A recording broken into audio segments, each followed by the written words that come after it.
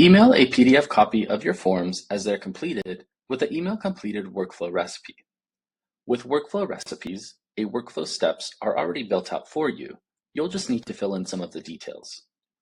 To start, click on the Workflows tab from the navigation bar.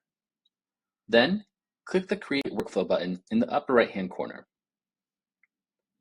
Next, we'll click on the Email Completed Form tile. As a best practice, we recommend naming workflows. We'll add work order to the beginning of this name since we'll be setting this up for our work order template. In this first step, you can decide whether you want this workflow to fire based on a specific template or person completing the form. We'll select the work order from our list of templates and leave it set to be completed by anyone. Then we'll click Next.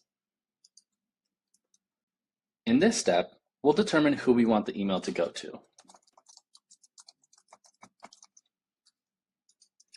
We can also copy or blind copy someone if we choose to. The subject line and the body of the email will automatically populate with the name of the form, but both of these can be customized if desired. Lastly, click Publish to set this live. And that's it.